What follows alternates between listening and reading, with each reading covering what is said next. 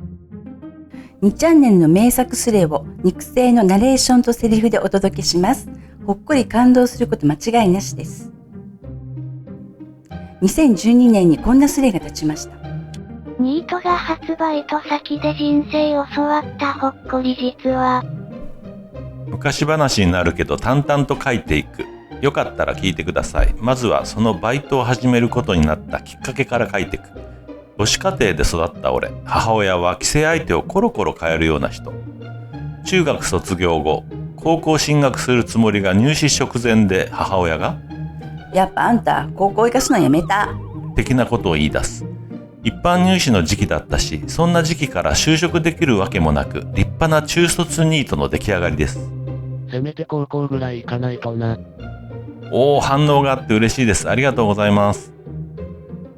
さて、中卒ニートになった俺ですが、この家で生活費を納めずに生きていく術はない。むしろこの家から出ていくことも考えてた。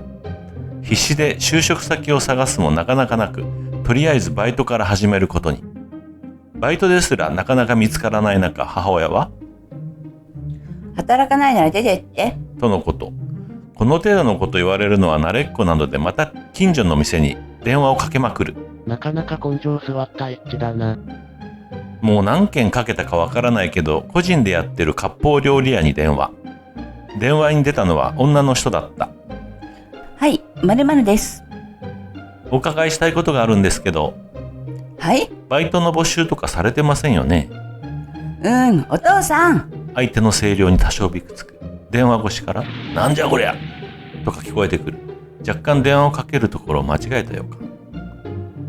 あ、もしもし。はい。とりあえず明日の何時に店来て。なんと急展開に少し戸惑いつつ、履歴書を一応書いて次の日に備える。母親にはこのことは黙っておくことに。そもそも面接までこぎつけても落とされてきたので、今回も期待してなかったし。さて、やってきた当日、指定された時間の10分前に店に着き、店の中に入る。こんにちは。返事がない。すんません。はいはい。声からするに、昨日の電話に対応してくれた人っぽかった。しばらくして出てきたのは小太りのおばさん、おかみさんでした。お待たせお待たせ。若干息切れ気味。今日はお時間を取っていただきありがとうございます。いや、暇だから。えらく食い気味に話してこられる人でした。バイトだったっけ？なんでうちにしたの？いや、たまたまタウンワークに乗っていたので。素直か。ごめんなさい。大胆に笑うおかみさんに圧倒されっぱなしな俺。もともと人と話すの得意じゃなかったからなおさら。ぶっちゃけ一人ぐらいバイト雇ってもいいかなとは思ってたんだよね。本当ですか？とりあえずお父さんと話してみて。あ、はい。お父さん。一致は今いくつ？15、今21ですね。もう6年も前の話になります。なんじゃ、何この人常に怒ってるの？しばらくして出てきたこわもてな50代後半ぐらいの旦那さん。バイトどうする？雇ったらいいじゃねえか、若いの欲しかったし。だってさ、よかったね。ありがとうございます。そんなこんなで雇ってもらえることが決まった今までの苦労が嘘のようだった。とりあえずお前俺のことは社長って呼べ。え？いや、バイト雇ったらほら呼ばれてみたかったんだよね。じゃあ私は夫人。意外に楽しい人たちなのかもしれない。旦那さんのことは社長、おかみさんのことはおかみさんと呼ぶことにしました。聞いてる感じだと気さくで良いおかみさんだな。その後給料どうするかってなって、とりあえず750円から始めようってなった。地方もいいとこだったし、どこもそんなもんだったから何の違和感もなく納得。書いてきた履歴書を出そうとしたものの、住所と連絡先だけ書くだけでいいとのこと。そんな話も一通り終えるとおかみさんが店の中見ていきなさいとのことで案内してもらった。厨房には職人さんが2人おられて、それぞれに作業していた。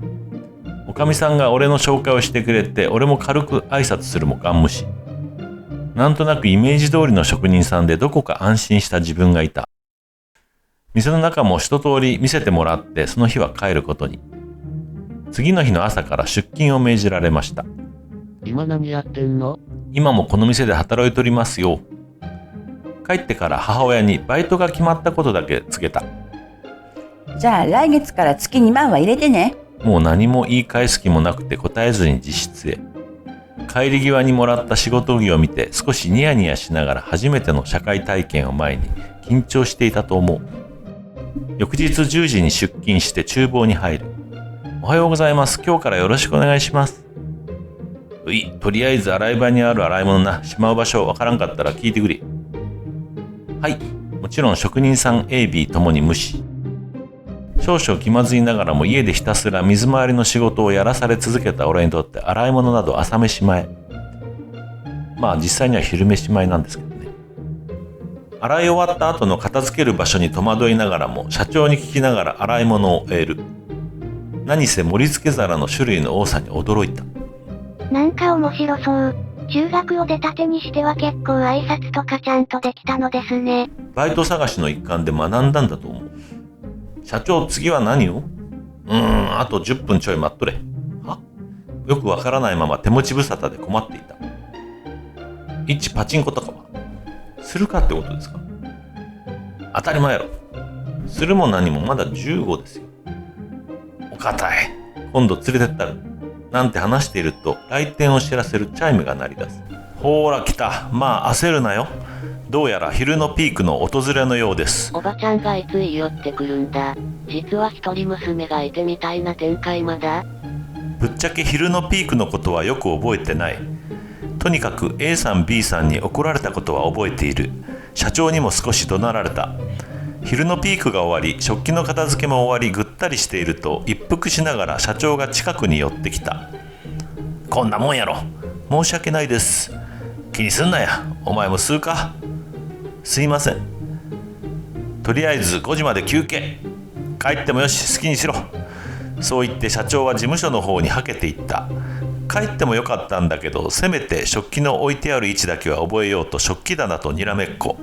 しばらくすると後ろに人の気配が。なぜか鼻で笑われた。誰かと後ろを振り返ると A さん。この人は基本的に魚介、寿司を扱ってる人。何ですか？そこで無視かい。立ち去っていく A さん。この人とは仲良くできそうにない。A さんに聞こえるように大きめのため息をつくと厨房の方から、幸せが逃げた。 B さんの声だった。俺がいる食器棚や食材庫が置いてある場所を覗いている B さん。どうも。ほらあれだ。若いのがいるのが新鮮なんだよ。ちょっといい人かもしれない。結構繁盛してるのか。そうですね。地元密着型なんで割と地元のお客さんで繁盛してます。ちなみに B さんは野菜や果物、焼き物を扱ってる人。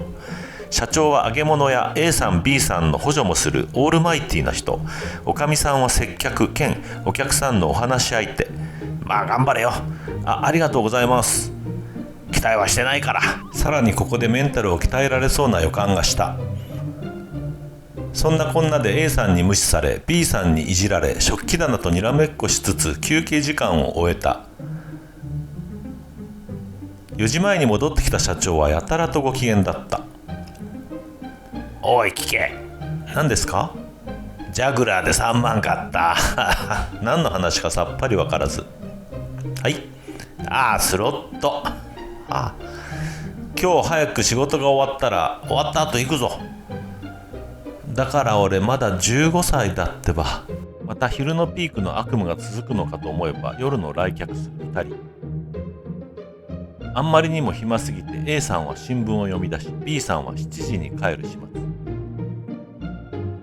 俺はといえば社長に店のノウハウを教えてもらっていた。とりあえず嫁に合わすときはうまくいくから。そうなんですか。むしろあいつに嫌われたらやっていけないと思え。どんな職場だよ。どうやら店で一番幅を利かせているのはおかみさんだと判明。結局片付けも9時前には終わり、その日は上がれることに。なんだかんだで8時間の立ち仕事に足の疲労も結構なことに。じゃあ行くか。だから俺はお付き合いします。口答えすることもできず社長の運転に揺られ近所の立ち合い。背徳感とほんの少しのドキドキがあったように思う。結局社長が打ってるのを後ろで見ていただけなんですけどね。何せうるさい、頭が痛くなった。ただそれだけだったパチ屋デビューでした。面白いね。そんなこんなで初めてのバイトデビューもうまくいったように思えた。次の日からも同じような感じで要領を覚えるのに必死だった。その週末2階の大広間で予約が50人近く入っているのに絶望を覚えながらも出勤。社長の盛り付けを手伝っていた時だったかな。そういえばお前の連絡先家の電話や。そうですけど、携帯は持ってないです。ああ、なぜお前がそこで笑う。珍しい、不便だし、月曜日契約しに行くで。行くな。はい。状況が理解できないし、かろうじて理解できているところでも申し訳ない気持ちでいっぱいだった。忙しさでどうにかなりつつ、無事宴会も終わり片付けをしていた社長が帰り際に、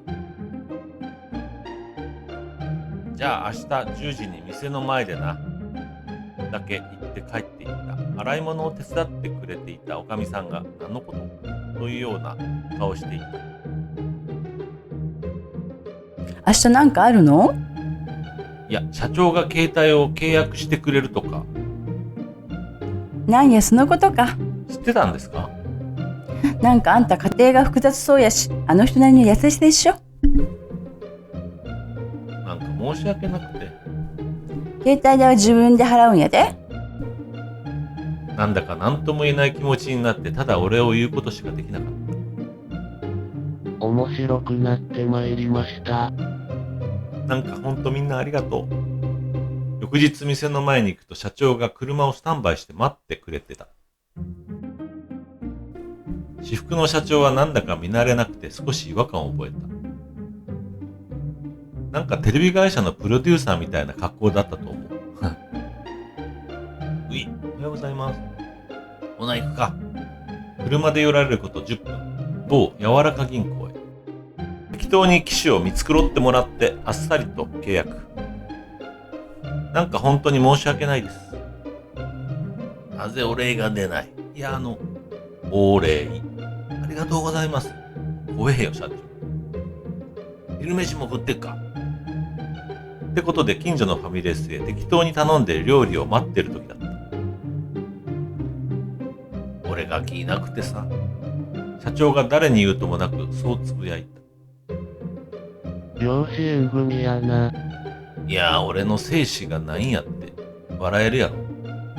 何も答えられずにいる俺をよそに社長は淡々と話していく。今さらどうにかなるって話しちゃうしええんやけどな。最近お前がバイトに来てからガキができたみたいでさ。やばい、ちょっと重いか。いや、よくわからないですけど悪い気はしないです。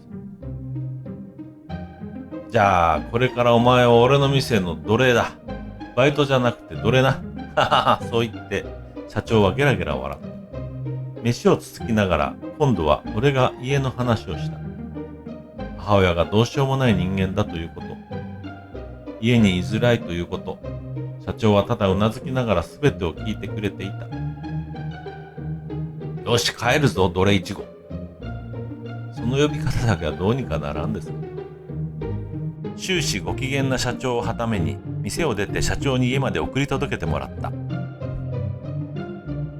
こんなに楽しい一日は初めてで、ほっこりしたのも初めてで、家に帰ってからもニヤニヤしっぱなしだった。そして手に入れた携帯の電話帳に入った最初の連絡先は社長だった。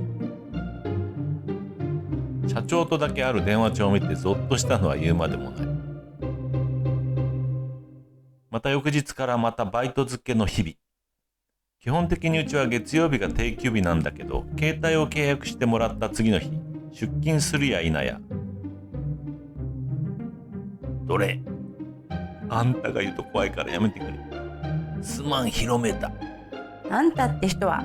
この日から職場で俺の呼び名が奴隷になったのは言うまでもない。バイトを始めてから1ヶ月経った。基本的にうちは25日締めの月末払いで、その日は待ちに待った給料日でした。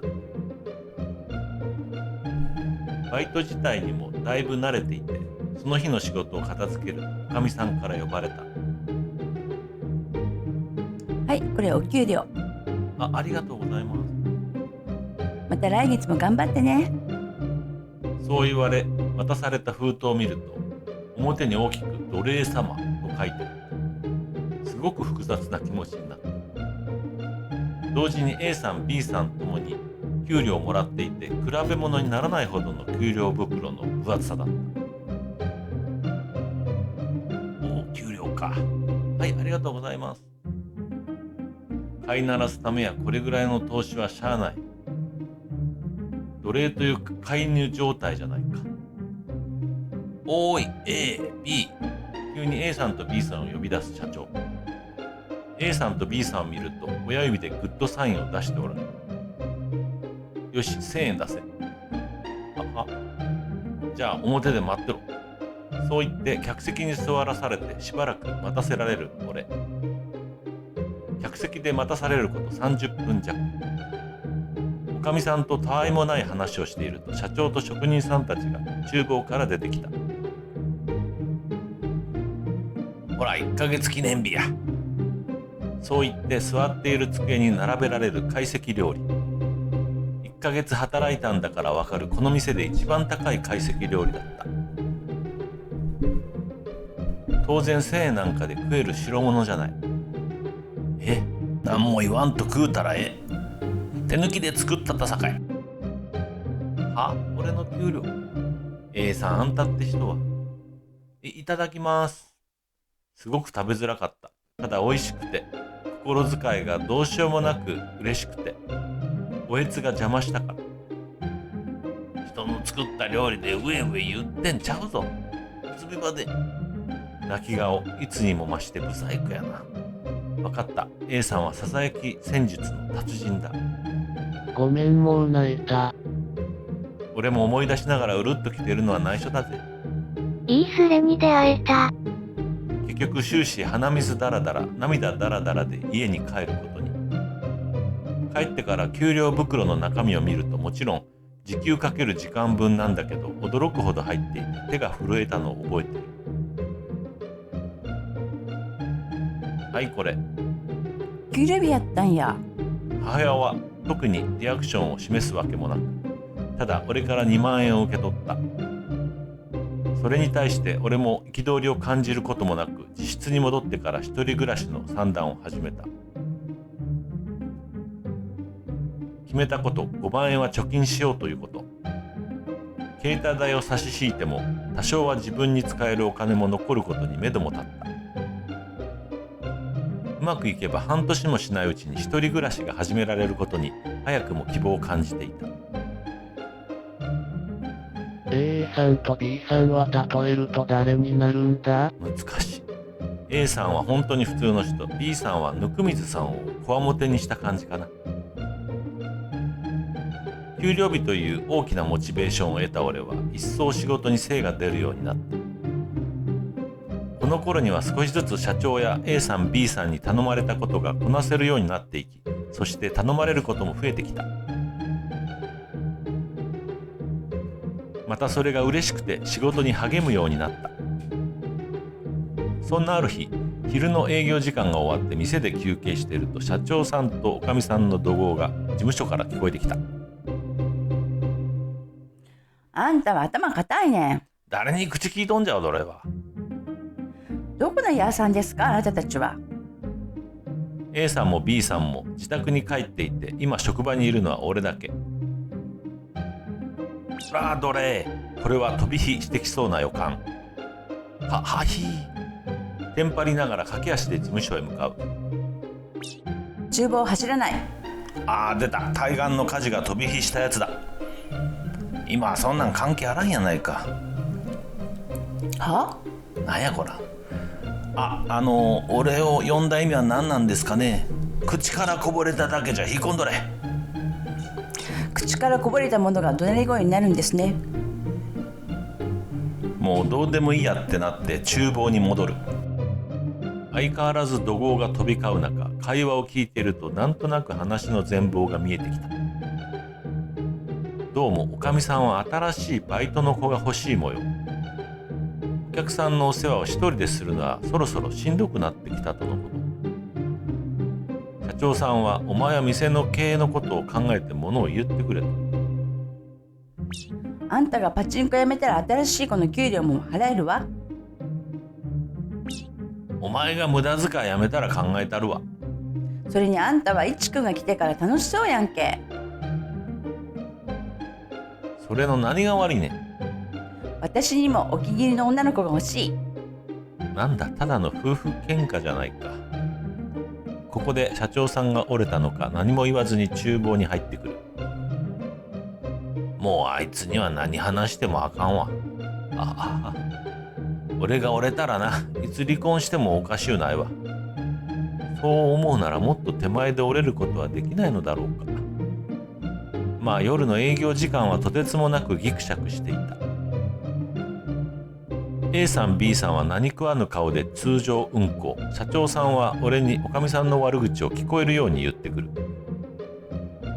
逆におかみさんはやたらと俺を呼びつけて仕事を押し付ける。来客も少なかったはずなのに、ある意味一番疲れた日なのかもしれない。営業時間が終わって店じまいをしながらおかみさんと話していた。なんか今日はごめんね。いや、まあだいぶ慣れました。あんたもなんかたくましくなったね。そんな。ほんまね、私が折れなあの人と離婚してまうやろうからね。お前もか。夫婦揃って同じこと言ってんじゃ世話ないわ。そうですね。おかみさんが折れてるからうまくいってるんですよ。でしょ、さすがいちくん、分かってるわ。いやー、俺ってばなんて作詞。よし、バイトの募集かけてみよう。やっぱり折れてないやないか。新しい女の子のバイト枠手か。本気の喧嘩ができる同士は仲の良い同士。そんなこんながありつつ、1週間後のある日、昼休憩をしていると来客を知らせるチャイムが。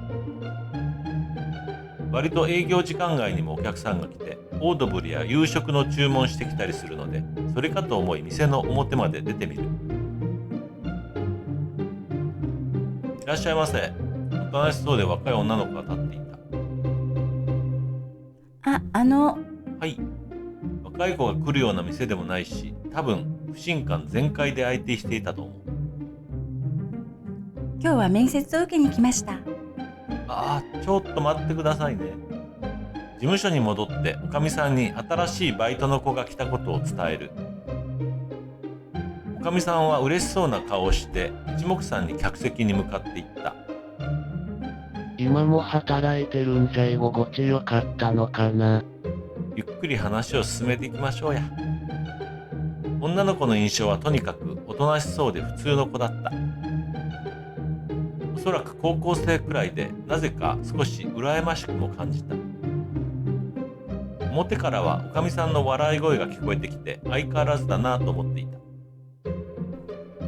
事務所で寝っ転びながら一服している社長に、社長面接行かんでええんですか。認めへん。子供ですか。奴隷が社長になんちゅう口聞いてんの。なんでこんな気が立ってんだよ。ほら。しゃあないな。ああ、めんどくさ。散々悪態をつきながら社長は事務所を出て行った。結局この人も折れてなかったのである。することもなくて暇だなと雑誌を読んでいると社長が早くも戻ってきた。もしや落としたのか。おいどれ。はい。いやー、若い女の子ええな。最低だった。何やそのけだものを見るような目は。お前最近態度でかなってないか。ちょっと怖くなってきたので厨房に逃げることにした。しばらくするとおかみさんが女の子を連れて厨房に入ってきた。じゃなくていちくん。あのね、いい加減人権問題で訴えるぞ。あさってから働いてくれるケイちゃんね。ケイです。よろしくお願いします。ケイちゃんは深く俺にお辞儀をして顔を上げて俺に笑顔を見せた。あ、若い女の子いい。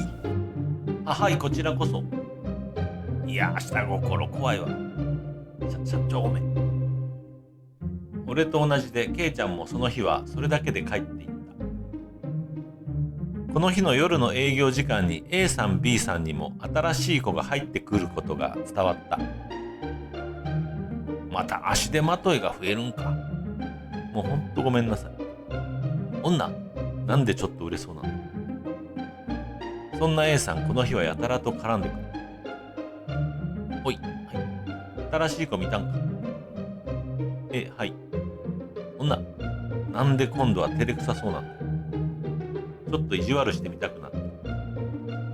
さあ男だったらいいですね。そんなわかりやすく舌打ちします。泣きっぱなしだよ。おむよい話だ。よければ笑ってもやってください。この手の飲食店ってホール担当がめっちゃ楽に見えるんだがそうだった？バイモトキッチン。暇な時はそう見えるけど実際はそうじゃないぞ。来る時は宴会で50人から60人の相手を今でこそ3人だけど昔はおかみさんと非常勤のおばあちゃんと2人でさばいてたんだぞ。もう想像もできないくらいの忙しさだと思う。A と B って何歳くらいなの？ A さんは40代後半、B さんは60代前半。平均年齢高めな職場でした。翌々日、ケイちゃんと初出勤の日。ケイちゃんは学生ということで夕方からの出勤だった。おはようございます。事務所から颯爽と現れたケイちゃん。長い黒髪を後ろで束ねて面接の時に見た時より凛として見えた。おお、今日から頼むな。おはよう。おはよう。あんただけは絶対に許さんぞ。ちなみにこの日も俺が挨拶しても無視だったからね。早速おかみさんが引き連れて仕事のノウハウを教えにかかった。おい、はい、女やないか。あ、嬉しそう。むしろにやけてんじゃないか。この日はなんだかとってもいい雰囲気で厨房が回っていた。恐るべし若い女の子の力。仕事も終わり店じまいをしていた。これが人が一人増えるだけで凄まじく早く終わる。単純にケイちゃんの容量がいいのもあったと思うけどね。はい。洗った食器を拭いているとケイちゃんに勢いよく声をかけられた。どれ？なぜか恥ずかしそうな顔をして俺の名を呼ぶケイちゃん。正しくは名前でも何でもなく、ただの人権問題である。ごめんなさい。顔を真っ赤にしてどこかへ行ってしまったケイちゃん。俺はなぜ彼女から奴隷呼ばわりされたのかもわからず、とりあえず店じまいを続けることに。こら、どれ？客席の方から聞こえるおかみさんの怒号。なんで俺が怒られてんだ？急いで客席に向かう。あんたね、せっかくのケイちゃんの努力を無駄にしたんやな。何のことですか？いや、本当にイッチさんは悪くないんですよ。黙っとて。ああ、飛び火した。奴隷呼ばわりされたけど、これには素直にケイちゃんに同情した。この職場に来たことを。何を怒ってらっしゃるんでしょう。私がケイちゃんにあんたを奴隷呼ばわりすれば打ち解けられるよって言ってあげたの。ケイちゃんがあんたと打ち解けたいって言うから。なんちゅう切り込み方。普通に話してたら打ち解けますから。最初からそう言うてよ。じゃあ聞いてくださいよ。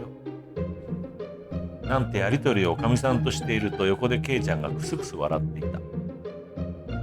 おかみさんには理不尽な怒られ方をしたけど、ケイちゃんが笑ってくれて少し嬉しかった。社長がおかみさんと喧嘩する理由が少し分かったような気がした。店も閉め帰ろうと自転車に乗った。ちなみに店から家まで自転車で10分くらいで、ケイちゃんも自転車だった。じゃあお疲れ様でした。お疲れ様でした。家に帰ろうとすると後ろからケイちゃんがついてくる。なんぞ、後ろを振り返るケイちゃんと目が合う。家の方向一緒みたいです。そうなんですか。一緒に帰りましょうなんて言えるわけもなく、俺が少し前を走っていた。はい。振り返るとケイちゃんは自転車から降りていた。せっかくなんで一緒に帰りません？そうっすね。変な緊張のせいで裏声になったことを覚えてる。マジらしいな。青春羨ましすぎるしょぼーん。ケイちゃんくださいきり。はい。ケイちゃんの歩幅は俺に比べると狭くて、合わせて歩くと少し窮屈に思えた。面白い職場ですよね。まあ、いちさんもう長いんですか？いや、俺もつい先月から。見えないな。そういえばいくつなんですか15ですけど。若っ。ケイちゃんは芸人もびっくりするくらいびっくりしたリアクションをしてみせた。っていうか、ケイちゃんも高校生じゃないのか。ケイちゃんは1回生、大学です。なんと3つも上だった模様。職場の近所に大学があって、どうやらそこの学生さんらしく下宿しているらしい。じゃあここで、今日はお疲れ様でした。お疲れ様でした。そう言ってケイちゃんと別れた場所は2階建てのアパートの前で、本当に大学生なんだなと思うとやけに遠い存在に感じた。次の日からも相変わらずな感じで、ただケイちゃんがめきめき仕事を覚えていくのが印象的だった。その週末、夜のピークも終わってケイちゃんと社長が作ってくれたまかないを食べている時だった。おう、ドレイ、ケイ。はい。お前らこの後暇か？特には。よし、仕事終わったら親睦会するで。なんだかよくわからないまま社長に連れ出されることが決まったよ。ちなみに基本的に社長の休日の過ごし方はパチ屋に行くか釣りに行くかゴルフに行くか。だから日曜の夜から連れ出されるのは珍しかった。完全に仕事が終わったのは11時前だった。事務所で待っている社長に声をかけると、早速出かけるぞとのこと。おかみさんはいってらっしゃいと見送ってくれた。どこ行くんですか？奴隷部屋。何それ怖い。そうですか。ケイちゃんからも奴隷認定された模様。車に揺られて10分ちょい。見えるのは見慣れたカラオケ。じゃあ歌うぞ。よし。なぜかやる気満々な2人。俺はといえばカラオケほど苦手なものはないという具合。人前で歌うとか恥ずかしくてできねえよ。受付にてさも当たり前のように会員カードを出す社長。フリータイムで。若いなおい。部屋に入りまず社長が仕切る。まず賭けからな。まずの意味がわからん。一人3曲持ち歌を歌う。その曲の中で一番得点高かったやつが5000円、次が3000円。ケツはなしな。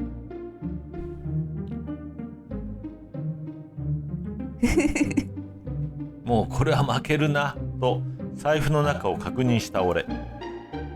最初から負けることを考えて賭け事できるかアホタレ。結果はというとですね、それはハイレベルな戦いでしたよ。ケイちゃん、ジュディマリのそばかす、社長、トラブリューのロード、ともに90点オーバー。俺、宇宙戦艦ヤマト。忘れもしない96点にて1位。俺の賭け事の原点はもしかしたらここなのかもしれない。96点すげー。結局5000円を社長から巻き上げ、ケイちゃんも3000円をもらってた。なんだかんだで明け方まで歌い通して、俺はといえば喉ガラガラ。社長とケイちゃんはまだまだ元気。店を出た後、朝飯食って帰るぞということで某牛丼チェーンへ。たらふく食わせてもらってそれぞれキロへ。ほなお疲れ、楽しかったわ。ここちらこそありがとうございました。お疲れ様でした。解散してケイちゃんと帰ろうとしていた時だった。おい、奴隷の分際で変な気を起こすなよ。どういう意味やそれは。いや、怖い。あんたも便乗しないの。じゃあおやすみなさい。またね、おやすみ。ケイちゃんを送り届けた後、俺も帰宅した。ベッドに倒れ込むとそのまま眠りについた。その後も社長とケイちゃんとでカラオケに行くことは恒例行事に、だいたい月1くらいで暇を合わせて行くことになってます。少しはしょるけど、バイトを始めて半年が経った頃、その日はえらく社長がしんどそうで、どうやら風邪っぽかった。8時には店を閉めるから片付けを頼むということだった。晩飯はお前が作れ。了解です。俺の包丁好きに使ってええからな。ほな、あとは任せるわ。お大事に。そう言って社長は奥へはけていった。A さんも B さんもそれに合わせて帰り支度を始めた。待てよ。包丁好きに使っていいだと。普段触らせてくれすらもしないのに本当にいいのか？少しくどいけど、職人さんにとって包丁とはとても大事なものなのです。俺も何度か仕方なく触る機会があって社長の包丁を触ったんだけど、割とガチで怒られました。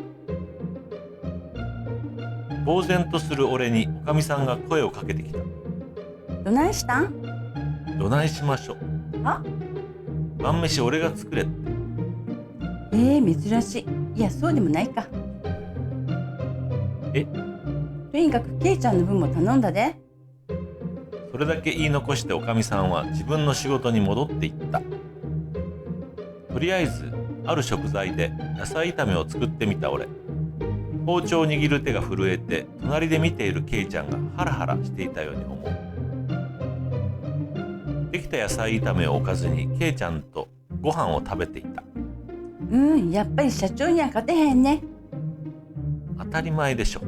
でも美味しいよ。よくよく考えれば俺自身自分以外にご飯を作ったのは初めてで、それを褒めてもらえて嬉しかった。ありがとうございます。まだまだ修行が必要だね。精進します。そう言うとケイちゃんはいつものように柔らかい笑顔を見せてくれた。この頃にはケイちゃんとすっかり打ち解けていたように思う。おかみさんも俺の作った野菜炒めをそこそこに褒めてくれて、見えない程度にガッツポーズをした。翌日社長も食べたのか散々ダメ出しされながらも元気になった社長が心なしか嬉しそうだった。そういやお前あれや、事務所の机見てこい。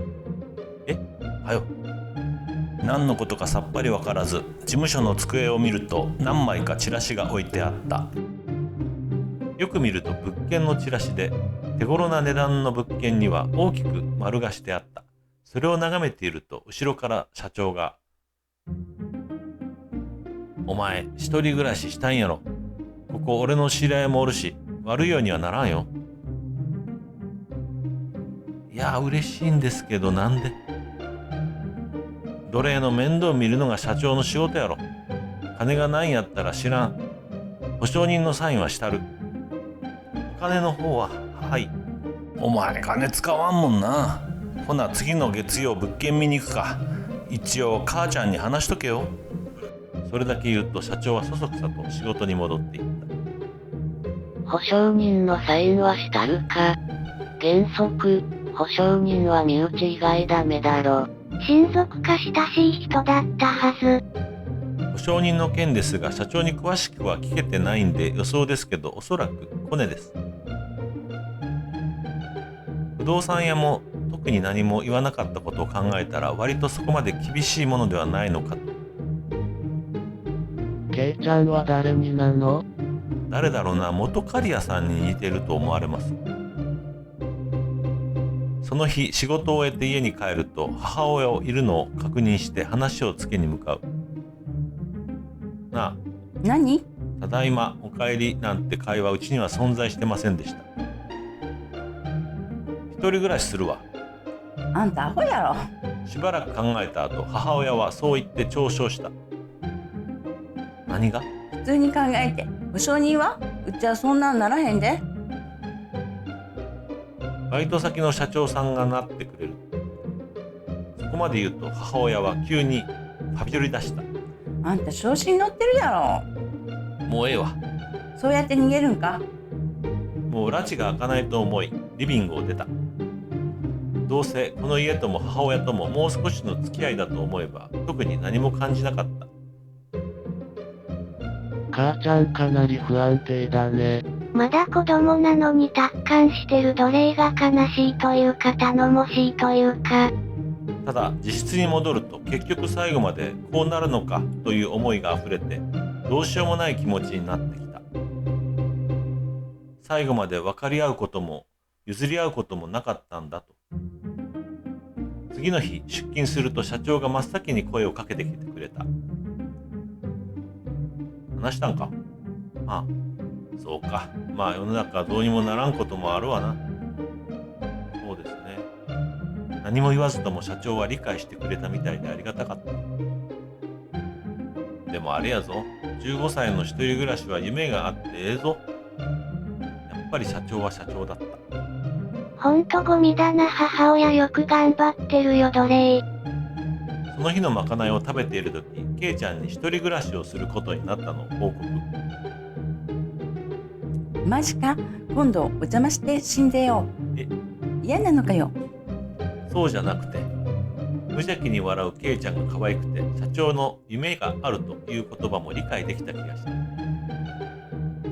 っ越しの日教えてよ。手伝いに行くからさ。はい、ありがとうございます。なんて話をしながら一人暮らしに夢を膨らませていた。そしてその週の月曜日、俺は社長と物件巡りをしておりました。ああでもないこうでもないと社長が一人で言っているのに、若い社員の人は困っておられました。確か4軒目か5軒目の物件だった。割と店からも近くて、なお家賃もそこそこな物件に行き着き、そこに決めることに。何よりテレビ、冷蔵庫、洗濯機がついていたのが魅力的だった。そうなれば話もトントン拍子に進んで、入居も無理って来週にできるようにしてもらった。敷金礼金も無事払えて、とりあえず店に戻ることになった。そういやお前、家具家電は買うとして家から持っていくもんは？いや、割とマジで服しかないです。はあ、シャレっ気ゼロやないか。社長と違って浪費癖がないんです。奴隷の分際で。そうなれば家具と家電も見に行くかってなって、いろんな店をはしごした。取り置きしてもらったり、大きいものは来週に配達を頼んだりと忙しかった。正直お金が足りなくて社長に前借りさせてもらった。すみません、ちょっと足りないです。だろうな。いくつかキャンセル入れときます。アホかお前は、出世払いでええよ。ちなみにお前は奴隷のまま出世せんけどな。そう言って社長はいつものようにゲラゲラ笑った。絶対に奴隷からジョブチェンジしてやると決めた瞬間だった。そんなこんなで家具家電もある程度買い終わり、店に帰る途中だった。そういやさ、はい、俺も母子家庭やったんやぞ。そう社長が話し出した。そうなんですか。おう、気づけば親父とおふくろは仲悪って。気づけば離婚して母親に引き取られとった。案外社長が俺にちょっかいを出してきたり、俺に理解を示したりしてくれるのは、こういうところにあるのかもしれないと思った。母親は普通やったんやけどさ、俺がどないしょうもなくてさ、高校辞めて家飛び出してフラフラしとったら母親が倒れて、時間がないことも知って、だからいつまでもろくでなしでもおれんし、お前に似たような感じで弟子入れして、やっと独立できるくらいになった23の時に母親はおだぶつだ。もう後悔しかないよな。でも母親も裏切りたくないから、どんだけ辛くても店を続けてこれた。だからなんや、お前も最後にもう一回ぐらい母ちゃんと話しとけ。後悔は引きずって生きていくもんやないからな。そう社長は言うと、なぜか俺の頭をげんこつで叩いた。いて、こうやって本気でぶつかっていくねんで。あ、手は出したらあかんぞ。あ、なんとなく社長の言いたいことは分かった。そして今まで自分自身も母親から逃げてきたんだと思い知らされた。この時もまだ時給750円なのか？書き忘れてたけど、半年経って800円にしてもらったよ。社長には感謝してもしきれないほどの感謝をしつつ家に帰った。母親はまだ帰ってきてなくて、仕方なく晩飯を作って待つことに。社長がまかないを作るのを見て覚えただけの料理だったけど、そこそこのものが食卓に並んだ。母親と飯食うなんて何年ぶりだろうと思いながらも待っていると、意外に普通の時間に帰ってきた。ちょっとええか？聞こえてたのか聞こえてないのかスルーされた。無視すんなよ。何？とりあえず飯作ってみたから食べてみて。食べてきたからいらん。そっか。仕方ないと自分に言い聞かせつつも、ショックじゃなかったといえば嘘になる。話あるんやけどさ、一人暮らしの話ならしいひんからな。今日は折れへんから逃げへんから。すっごいわ。このまま行けばおそらくいつものように終わってしまうだろう。でもそれだけは避けたくて、何とかしたくて必死だった。何がそんな気に食わんの？全部、あんたの全部。昔は私に好かれようと取り繕うも、今もお金を入れていい気になってるのも全部。ああ、もうどうしようもならなんだと実感してしまった。社長には申し訳ないけど、ある意味ここまで言われるとすっきりした。ならそれで来週出ていく。その時だけ行ってらっしゃいってだけ言ってくれん？知らんわ、そんなもん。最後の最後まで突っぱねられた。その後は母親は大きな音を立てて家を出て行った。俺は一人分には作りすぎた飯をかき込むようにして食べたよ。もうどうしようもないくらいにまずかった。気づいたのは飯って大勢で楽しく食うからうまいんだってこと。泣けるなこれは。なぜか鼻水だらだら、おえつ鳴りやまぬ状態で社長に電話をかけていた。おい同志、ごめんなさい。なんや急にどないしたい。待ったるから落ち着いてから話せな。しばらく鼻を噛んだり咳込んだりしてから電話を取り直す。ごめんなさい。15にもなっても情けない。結局分かり合えんかったです。でもある意味すっきりしました。ほんまか。まあ奴隷にしたら頑張ったやないか。社長はそれだけ言うと、あとはたわいもない話を1時間弱くらいしてくれた。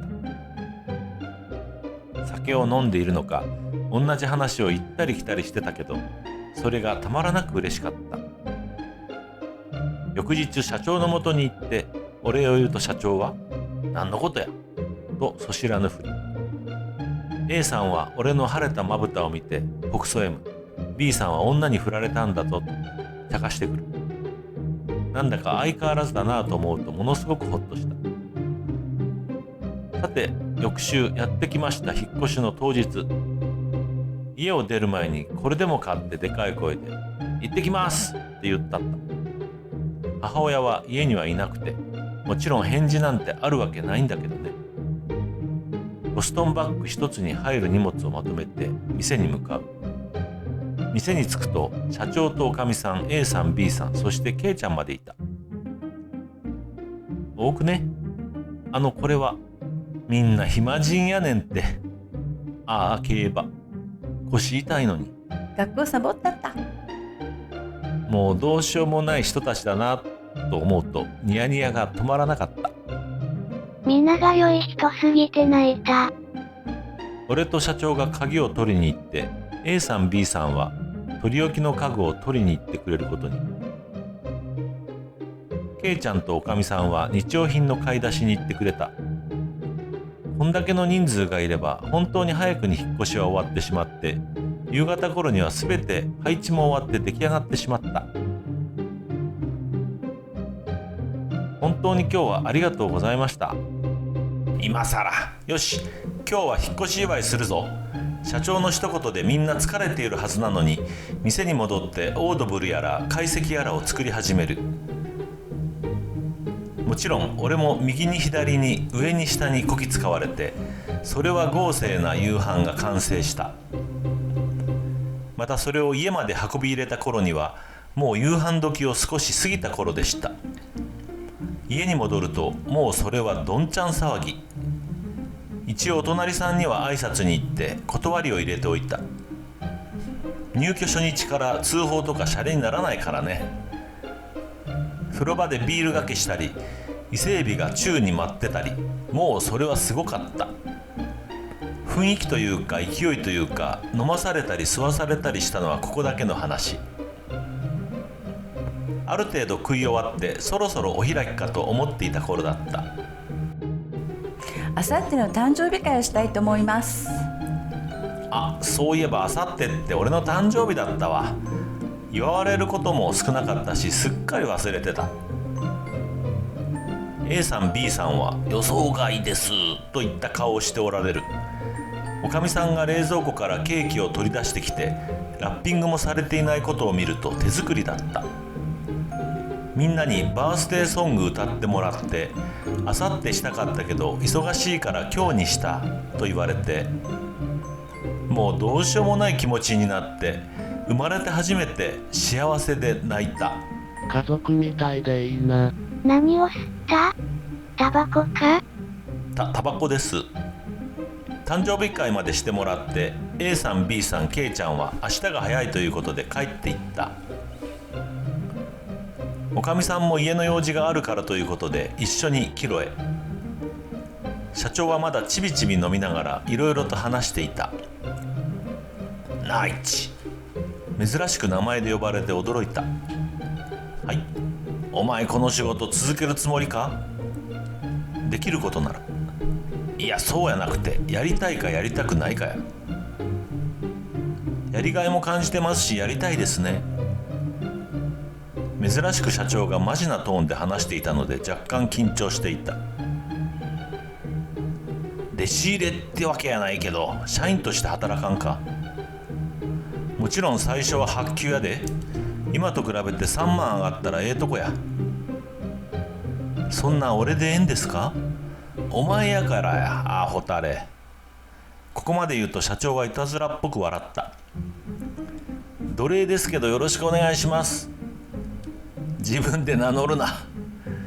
その後もしばらく話して、社長も明日に備えて帰っていった。後片付けに追われたのは言うまでもない。もうね、風呂場から漂うビールの匂いが一番手こずったわ。翌日出勤すると、社長の調理場の隣の小さなスペースにきれいなまな板と使いこなされた包丁が置いてあった。おはようございます。おお、これからあれが奴隷の調理場や。まあ誕生日プレゼントみたいなもんや。ありがとうございます。しばらくは使わさんけどな。それでも自分の持ち場ができたことが嬉しくて、なんというか初めて自筆をもらえた小学生と同じような気持ちだと思う。案外マイ調理場を使うときは早くにやってきた。むしろその日のうちにやってきた。仕事が片付き、社長がまかないを作るタイミングの時、今日からお前が作れ、見ててやるから。はい。ケイちゃん大丈夫やろか？おい、ええよ、それはどういう意味だ？もう最初は包丁の使い方から教えてもらった。やたらその日はキャベツのみじん切りが多かった。回数を重ねるにつれて、出汁の使い方、味付けの仕方、盛り付けのやり方、揚げ物のコツ、生物の扱い方、まかないを通して本当にいろんなことを教えてもらった。日に日にケイちゃんがまかないを見る顔が変わって、驚き感動しているのが目に見えるくらいに分かった。本当に、社長が良い人すぎて泣ける。年末年始は忘年会、新年会で忙しくて本当に目が回っていた。毎日のように何十人単位でお客さんが来て、それをさばいてからまかない作りながら社長に技術的なところを教えてもらう。そのせいで社長もケイちゃんもおかみさんも帰るのが12時を過ぎるのに、みんな笑いながら付き合ってくれた。ちなみに年末31日まで仕出しに追われて、仕事が終わったのは19時を回った頃だった。ケイちゃんもこの日まで地元に帰らず出勤していた。仕事も片付き、店を出る頃には8時を回っていた。おうドレイ、ケイ、はい、お年玉や、これでうまいもん食べてこいや。そう言って社長から諭吉さんを受け取る。本当にこの人は太っ腹すぎる。本当のお腹もそうだけど。ありがとうございます。ありがとうございます。社長にお礼を言いながら、良いお年をとみんなで声を掛け合いながら、ケイちゃんと帰路に着いた。男は学歴じゃない、精神力や生活力の強さだと奴隷を見て思った。どうしましょうかこれ。使っちゃいますか。そういったケイちゃんに連れられ、近所のイオンへ。野菜や肉、お菓子やジュースをこれでもかというくらいに買い込んだケイちゃん。鍋しよう。しかもすき焼き。年越し鍋的な。なんか聞こえた気がしたけど、空耳かな。ひどくないですか。買い込んだ食材を2人で持ちながら俺の家へ。流れで俺の家になったけど、ケイちゃんが家に来るのは引っ越しの時以来。さあ、何が転がってるのかな。そう言って俺が鍵を開けるや否や部屋に突撃していったケイちゃん。俺が遅れて部屋に入ると、相変わらず殺風景。むしろ引っ越しの時から何も変わっていない。時間も時間だったんで、すき焼きのタレぶち込んで薄めて、それに食材をぶち込む。あとはこたつに入りながら卵に絡めて食べれば死角はなかった。こたつの中でちょいちょい当たるケイちゃんの足にドキドキしてた。年越しを一さんとするとは。そりゃ不満しかないわな。わかります。彼氏の一人も作らんからですよ。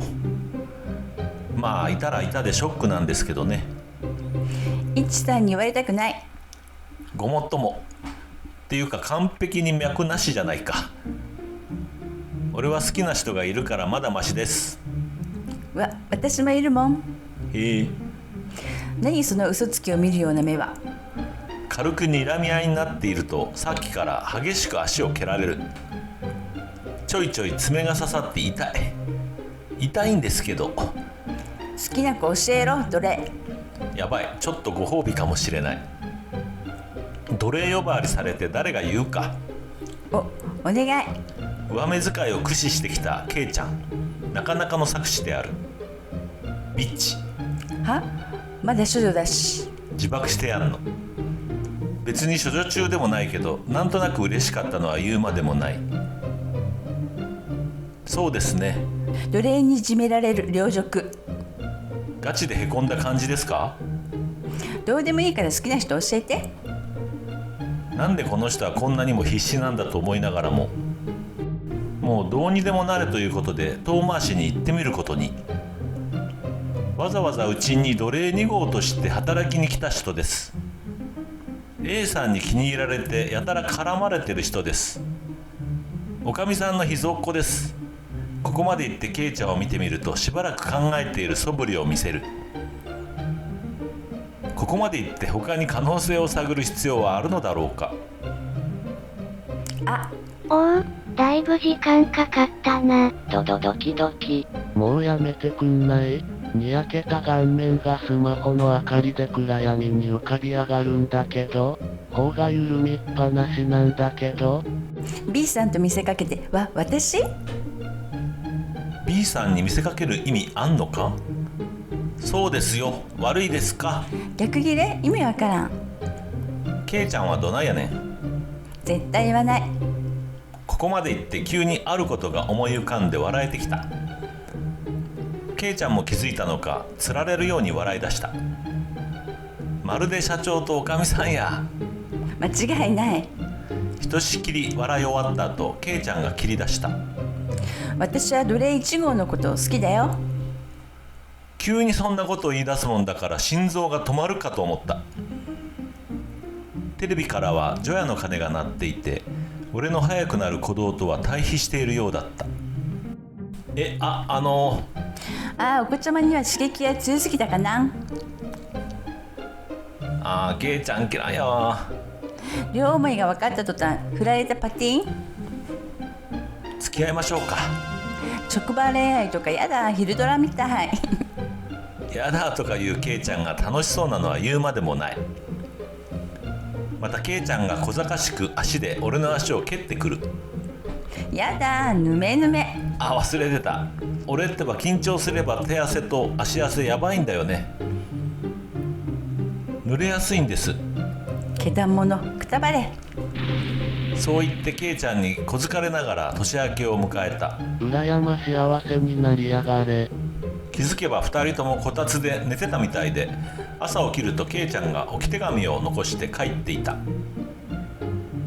明けおめ、とりあえず実家帰ってくるね。また4日に店で会いましょう。好きだぞこの野郎。朝から超絶ニヤニヤタイムの始まりである。しかしそれの終わりはあっけなく終わりを告げる。8時過ぎになった携帯。社長からだった。明けおめ10分で用意しろ。それだけ言われて切られた。なぜあの人はこうも全てが唐突なのか。本当に10分足らずで来た社長。相変わらずプロデューサースタイル。こだわりでもあるのかなこの格好。とりあえず連れて行かれた場所は初詣でにぎわう神社。にぎわうといっても規模自体は小さいし、少し待つだけで参拝できた。お賽銭を入れてお願いを唱える。今日も勝てますように。あんた声に出てるよ。しかも1日単位じゃなくて1年単位でお願いしてください。俺はといえばこの幸せが続くようにとかありきたりなお願いをしてた。よし、ほな次行くで。社長に連れられて次に向かったのは走り慣れた道。そう、パチ屋である。この時点で9時前なのにもう並んでる人が十数人。心なしかみんなの顔が晴れ晴れとしているように見えた。結局開店の10時になる頃には並びも50人ぐらいになり、抽選の結果俺が3番、社長が21番という結果に。おお神よ。残念そうに空を見上げる社長。あなた仏教ですよね。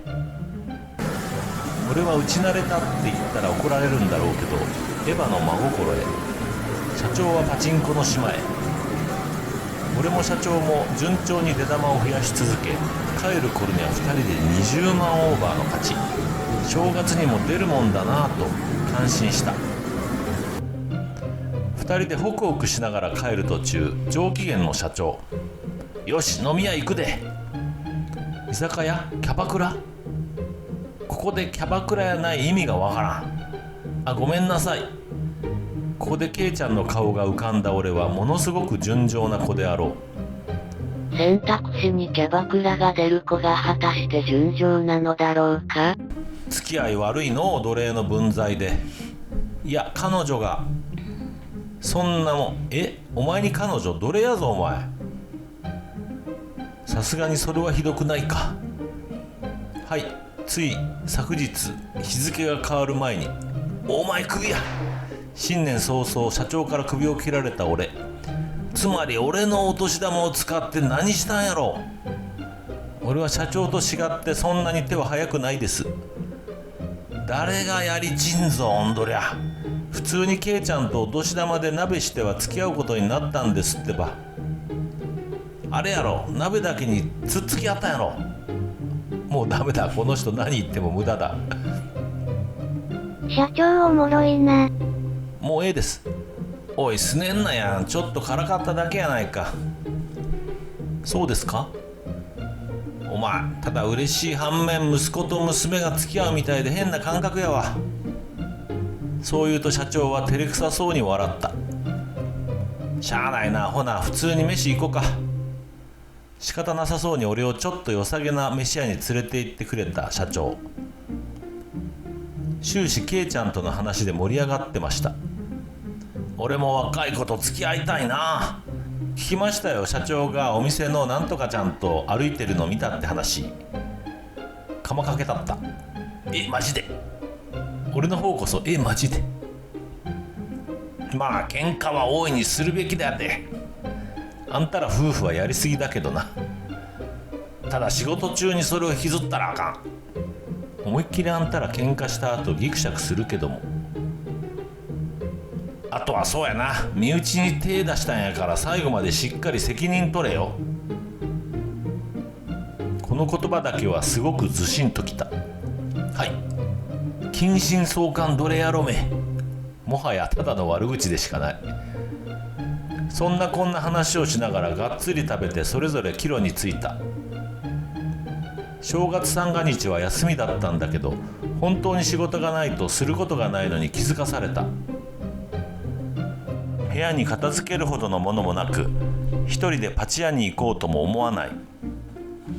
ふと母親のことが頭をよぎったけれど、すぐに取っ払った。気がつけば結局食材を買い込んでいくつか料理を作っていた。そんな三が日を過ごしながら4日を迎え、職場での新しい1年が始まった。相変わらずな A さん B さんだったけど、今年もよろしくの言葉がとても嬉しかった。昼時にはちらほら地元のお客さんが来てくれたが、夜は暇で暇で。おかみさん曰く夜が忙しくなるのは1週間経ってからだという。ケイちゃんも定時に出勤してきたものの暇そうにしていて、社長から聞いたのかおかみさんからつつかれていた。俺はケイちゃんとのことを直接おかみさんからつつかれることはなかったが、この月末俺の給料袋にはくっきりと社内恋愛者と書いてあった。社内恋愛いいな。ケイちゃんと付き合うことになったものの、1月いっぱいは本当に忙しくてそれどころじゃなかった。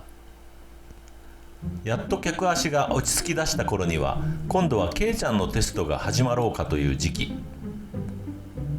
それでも店でほぼ毎日顔を合わせて冗談言い合ってる関係で満足していた。ただ一人を除いて、おかしい、こんなことは許されない。後々知ったんだけど、 A さん妻子持ちだけれども時たま見せる冷たい目が割と本気なんじゃないかと思わせた。実際に社長にも相談したりもした。あいつは根暗やから気にすんな、なんか違う気がするんだけどな。 A さん怖いな。そんなこんなでケイちゃんのテストも終わり、春休みへ。店も落ち着きを見せ、暇な日忙しい日をループするように。そんなある日土曜日のことだった。明日から月曜まで連休な。ケイと好きなとこ行ってこい。ほんまですか。ゴムいるなら言えよ。完全に舐められてる。その日の夜、帰り道にケイちゃんを遊びに誘う。この週末どっか遠く行きません？駆け打ち？やっぱです冗談だよ。この後ちょいと話し合った結果、なぜかケイちゃんの地元へ行くことに。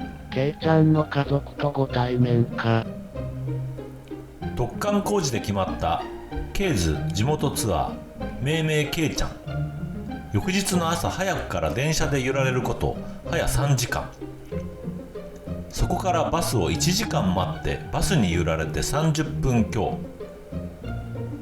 俺の地元が都会だとは言わない。ただ割とドープな田舎に彼女は住んでおられた。よし着いた。こっからまた歩くよ。おお。途中ケイちゃんの行ってた学校とか教えてもらいながら歩く。ただただ歩く。よし着いた。満足げに立ち止まったケイちゃん。目の前に立つのは一軒家。何これ、どういうこと？これはただいま。またんかこら。家の奥からおかえりとたくさんの声が聞こえる。連れてきたよ。あらまあ。どうもこんにちは。 K の母ちゃんであろう人に挨拶をしていると、小さい男の子が走り回る。えらく年の離れた兄弟かと思えば K ちゃんの姉の子供だそうです。なんだか状況が飲み込めないまま K ちゃんに言われるがままに家にあげてもらった。リビングに顔を出すと、まあそれは賑やかだった。 K 父 K 母 K 祖母 K 姉 K 姉旦那 K 姉息子、こういうの初めてだったからだいぶ戸惑ってたと思う。わざわざ遠いところありがとうね。思ったより普通だ。こら、ねえ遊ぼうよ。そして無言でリビングのソファーに腕を組んで座っておられる K 父。いろいろとカオスすぎて吐き気を催してた。それでもとりあえず昼飯時だったのもあり、みんなでご飯を食べることに。飯食うのが狭いと感じるのって素敵なことなんだな。食べる前にK父の声にびくついた。そりゃそうだ。だってまだちゃんとした挨拶だってしてない。お前は誰だ？心の準備ができてなかった俺としたら、ここはどこだと聞きたい。 K さんとお付き合いさせていただいているイッチです。この度は仕事が休みということもあり、挨拶に伺わせていただきました。仕事？ええ、現在板前の修行中です。周りからはへーっと声が漏れる。実情はといえばただの奴隷なんだぜ。若いのにしっかりしてんだな。俺が16の時なんてそんな喋れなかったよ。なめてかかってすまないね。急に圭一の態度が軟化して、驚くほど肩の力が抜けるとともに緊張が解けた。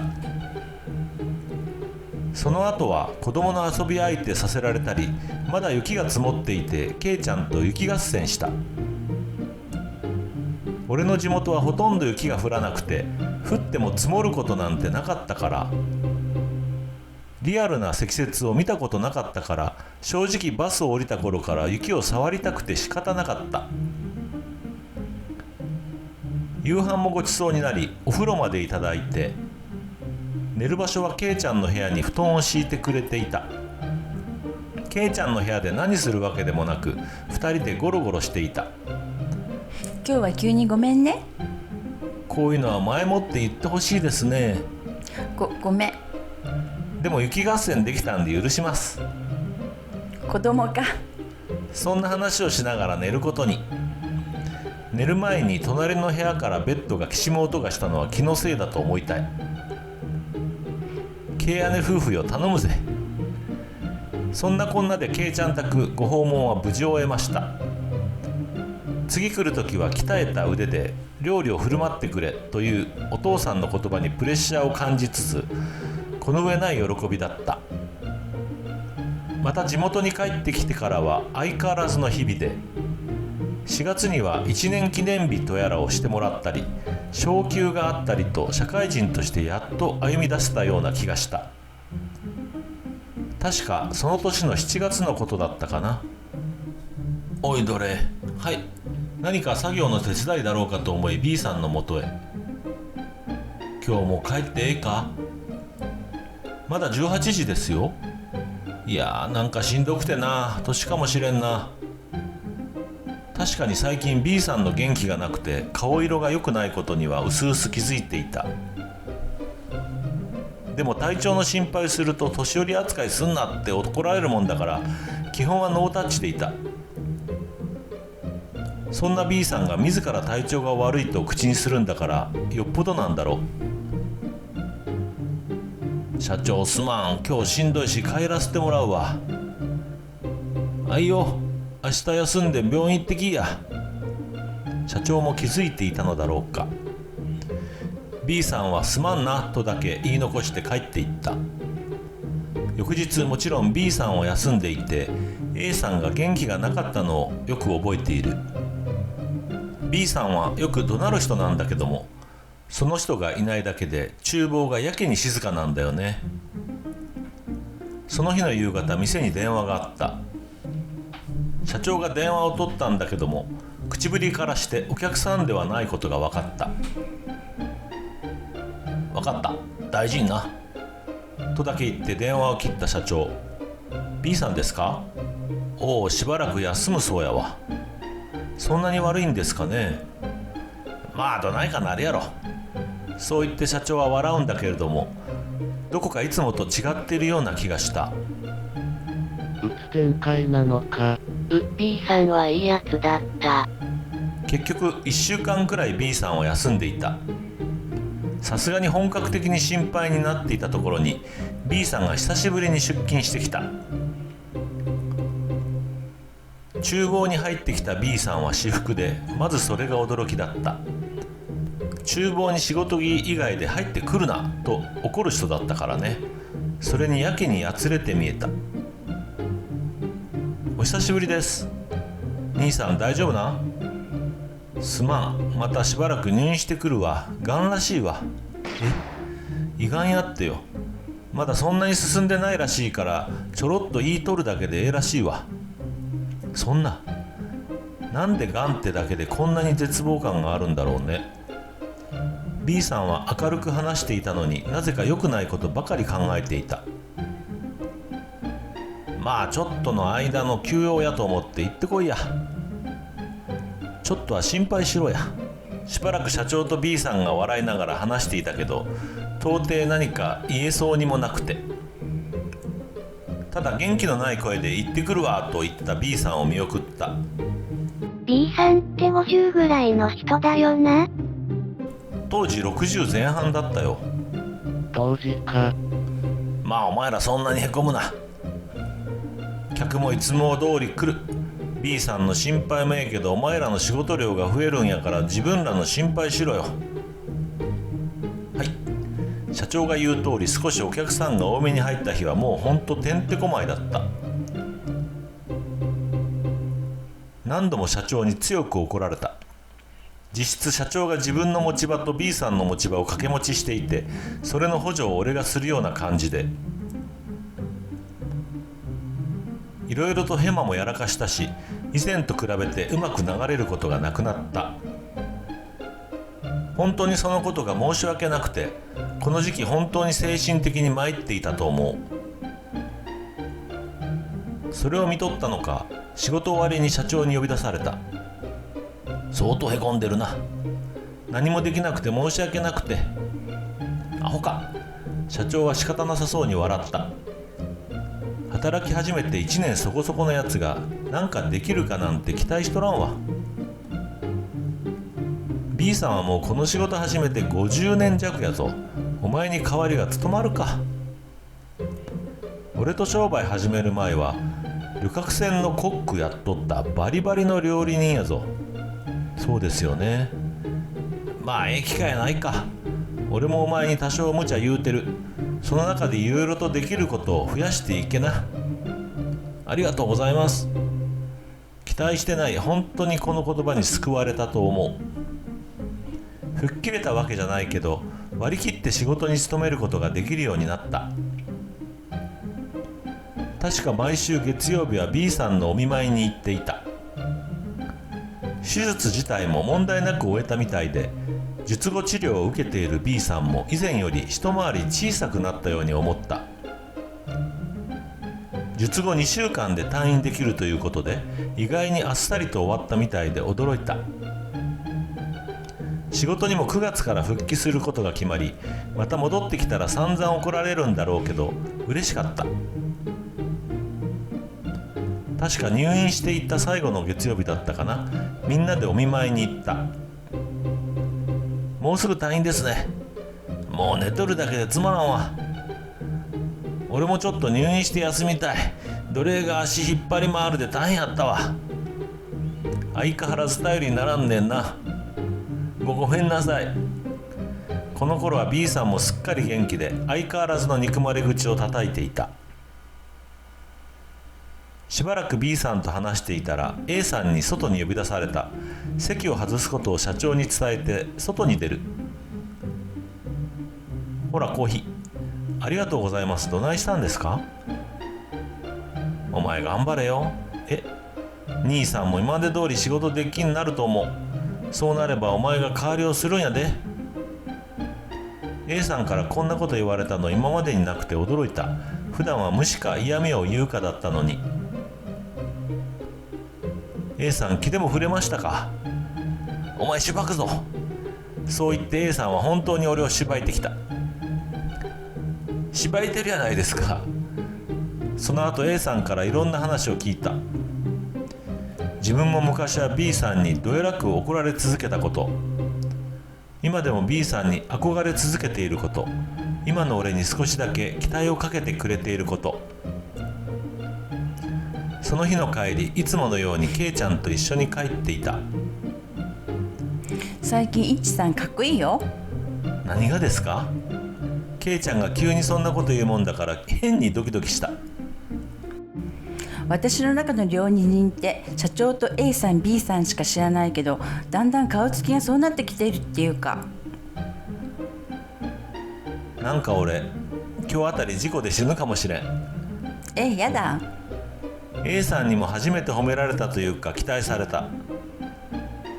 そう言うとケイちゃんは嬉しそうに目を細めて笑った。ずっと前からだよ。B さんが入院した頃かな。仕事中にボソッと奴隷のことを頼むでって。あの野郎。もうたまらなく嬉しくてニヤニヤしながら帰った。胃がんで自覚症状あったら末期だろ。俺も B さんが入院した時にいろいろ調べたけど、多くはそうみたいだね。体調不良が分かってすぐに検査してもらって結果が出たみたいだから、そればっかりは B さんの運が良かったのかと。その夏お盆は仕出しで気が狂うほどに忙しかった。 B さんが1日だけ戻ってきてくれて、やっぱりものすごく怒られた。でもなんかそれが懐かしくて嬉しくて、ニヤついていたらまたさらに怒られた。お盆が過ぎて落ち着いてからケイちゃんの地元にまた行って家に泊めていただいたり、ケイちゃんと海水浴に行ったり、社長と釣りに行って黒人になってみたり、本当に楽しんだように思う。秋口に入った時だったかな。仕事も終わって家でくつろいでいるとチャイムが鳴った。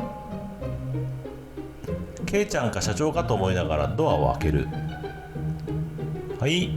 そこに立っていたのは母親だった。なんで今更っていうのがまず第一に思ったことだった。家の場所は伝えてなかったけど、生活圏はものすごく近いから家の場所が知れるのは時間の問題と考えていた。これなんやねん。母親から渡された茶封筒は少しの膨らみを持っていた。あんたにもらった給料。は？結婚することになった。この町から出ていくから。じゃ。ちょっと待てや。母親はそれだけ言うと、呼び止める俺の声も無視して帰っていった。中には12万円入っていた。手切れ金だということを理解するのに時間はかからなかった。理解した途端にどうしようもなく涙が溢れてきた。こんな母親でも一致にとってはたった一人の母親だしな。結局そんなもんだったのかと、12万円程度のつながりだったのかと思えば、何とも言えない気持ちになった。特に思い出があったわけじゃないけど、いろいろと思い出されて辛くて仕方なかった。昔から冷たく当たられているのは分かっていた。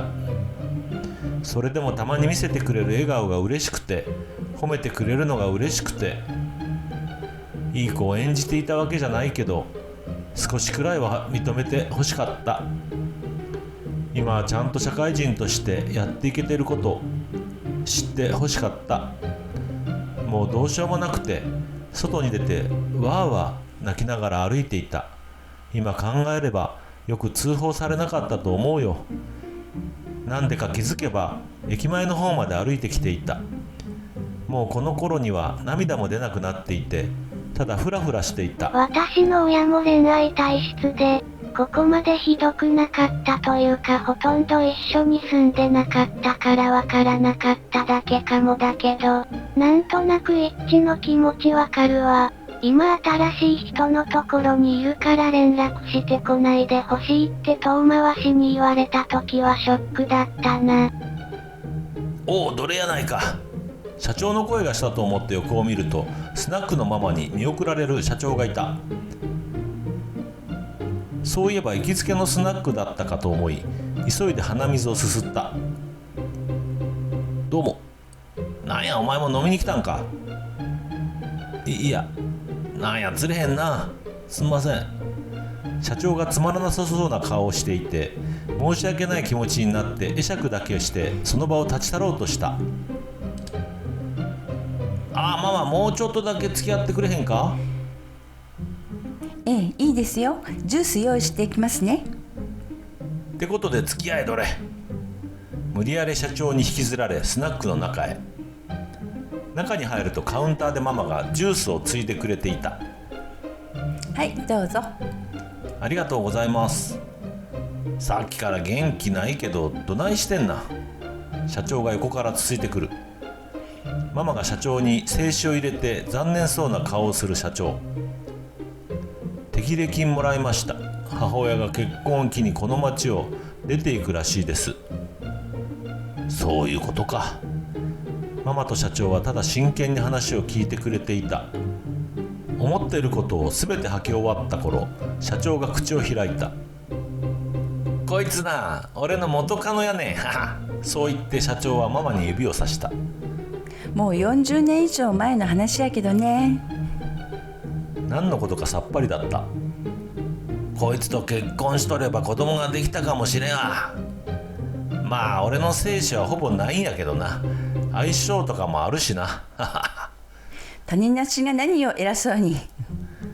ただ今のおかみさんと結婚してガキはできんかったけど、今は奴隷という息子とケイちゃんっていう娘がいる。60手前にしてこんな幸せ味わえると思わへんかったから、お前には感謝しとんやで。なんでそれを私の前で言うんですか。ただのお前を選ばんでよかったわっていう皮肉や。どこか今まで社長に息子と言われてもピンとこなかった。でもなぜか今回は本当にそう言ってくれてるように思えてたまらなく嬉しかった。こんな元カノの店で飲んだくれる父親嫌ですけどね。ごもっとも。お前ら少し母親の存在自体を思い出にしていける、そんな気がした夜でした。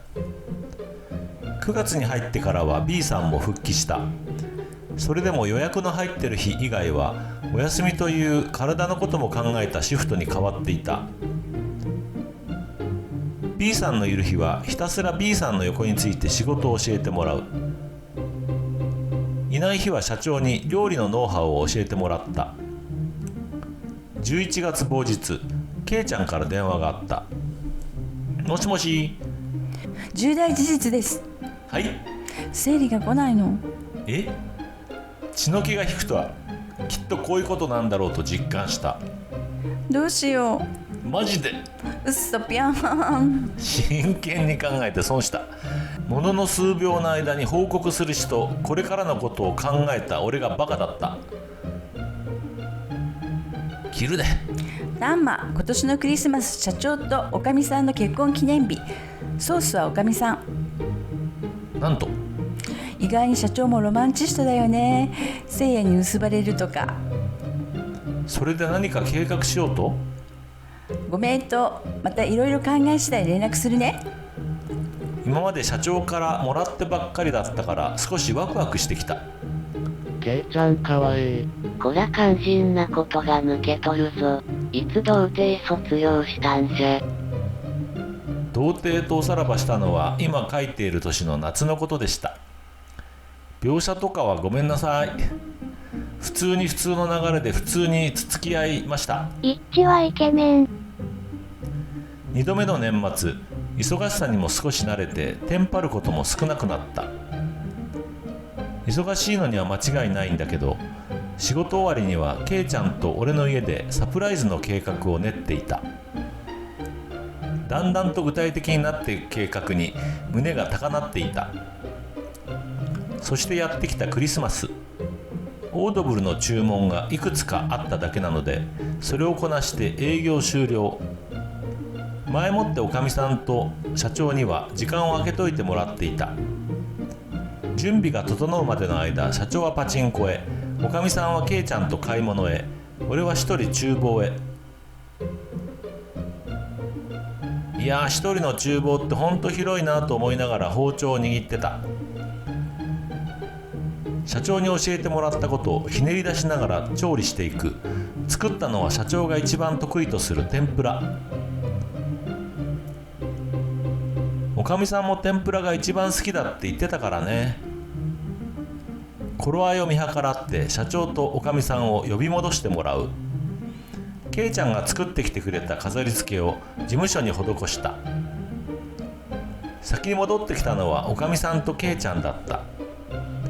おかみさんは部屋の様子を見て最初は驚いてたけど、じきに納得したみたいで嬉しそうにしてた。社長もしばらくして帰ってきた。社長さん、おかみさん、結婚記念日おめでとうございます。おお、なんやなんや。社長、おかみさん、よかったら食べてください。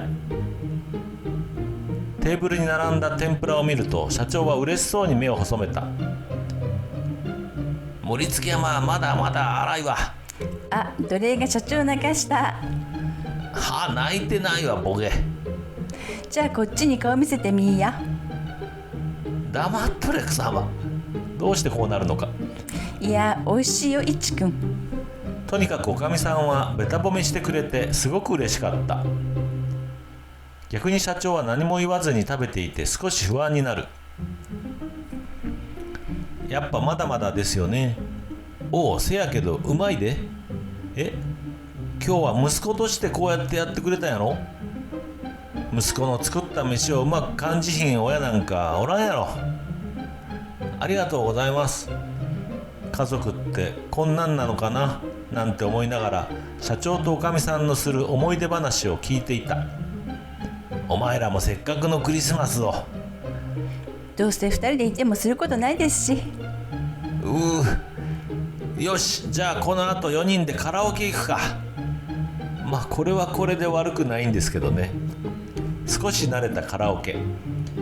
けったいなクリスマスイベントしようでと言い出した社長。王様ゲームからのポッキーゲーム。なんだ、ただの合コンか。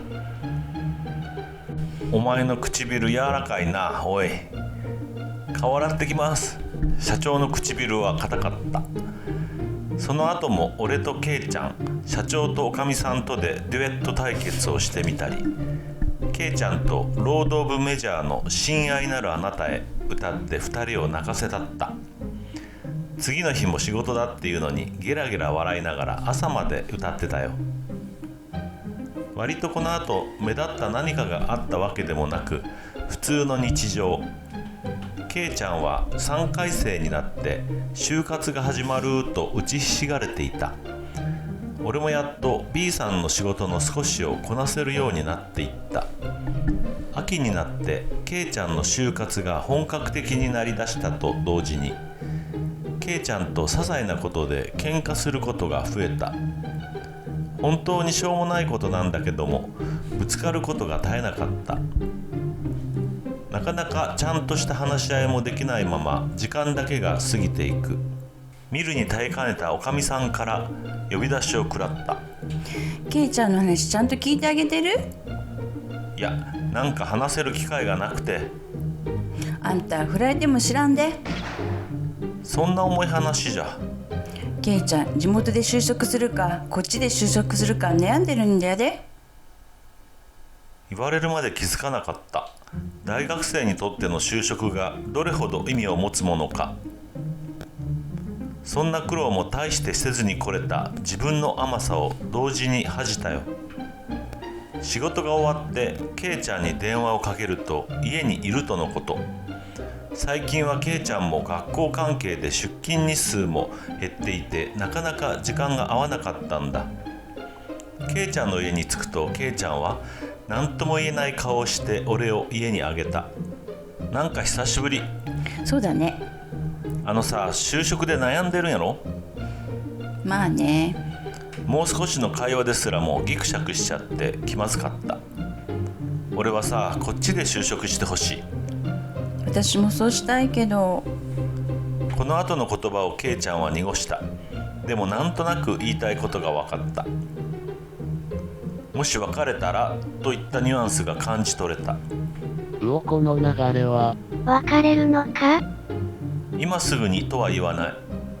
それでも俺が一人前になれたら、その時は結婚したいと考えてる。18のガキが何言ってんだと思われるだろうけど、もう本当にここまで考えていた。男の人ってずるいよね。ケイちゃんはそう言って仕方なさそうに笑った。夢の前じゃ現実がどうのこうの言えないよ。私は先に行ってるからちゃんと追っかけてきてね。はい。今までの気まずさが嘘のように、この後は将来のことを話したよ。とりあえずまた年明けにケイちゃんの両親に話をしに行くことになった。奴隷のくせして立派じゃないか。年明け、電車に揺られ、バスに揺られ、ケイちゃんの実家へ。人一人の人生の決定を伝えに行くんだから緊張しないわけがなかった。ただいま、明けおめ。明けましておめでとうございます。前みたく家族総出で出迎えてくれて、こたつの中でおせちをつついていた。お父さんとお母さんに話があります。ついに始まるなと思った途端、自然と背筋が伸びた。下宿先で就職先を探すことに決めました。そう？それはどういうことか分かっているね。イッチさんと話し合って決めたの。ケイちゃんがそう言うと、みんなの視線が俺に向いた。夢は一人前の料理人になることです。その夢はケイさんがいないと叶うことはありません。無理は承知ですが、よろしくお願いします。つまみがないんだよな。なんか作ってくれるか。何度もうなずいた後、ケイ父はそう言った。展開がなんかドラマみてえだな。とりあえずイッチもケイもケイ父もかっこいい。ケイ母に聞くと、あるものは何でも使ってくれたらいいということで、適当につまみになるものを何品か作った。簡単なものですけど、机に並べた小料理をケイ父は嬉しそうに食べてくれた。もう立派な職人だね。娘のこと頼むよ。はい。旦那が料理をしてくれるなんて幸せだな、ケイ。お父さん気が早いです。何はともあれ18のガキを認めてくれたこと、人としても夢を追うことにしても本当に心の広いケイ父にただただ感謝でした。今までで4回泣いた。奴隷の店に食べに行きたくなったよ。あれ？久しぶりに目から汁が、幸せで嫌がれこんちくしょう。何が不幸とか幸福とか言わないけど、今が充実してるならそれでいいと思う。マジで泣けた。感動の2文字。イッチは自分を悲観することなくよく頑張ったと思うわ。いや頑張ったって言葉もおかしいかな。立派だな。15歳なんて、まだまだ子供で親の保護が必要なのに、よく頑張ったね。目から変な汗がいっぱい出た。ぜひ、自分もイッチの働く店で料理を味わいたい。素敵っす。人たちだな。この世の中も捨てたもんじゃない。ケイちゃんの実家から帰ってからは相変わらずで、春先には俺が車の免許を取りに行って配達に借り出されることも増えた。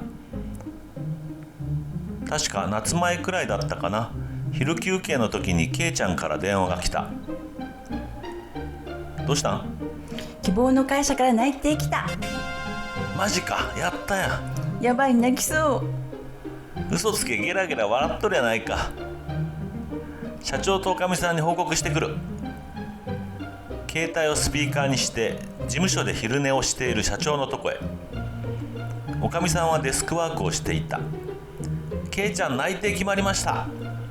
やだケイちゃんやだ。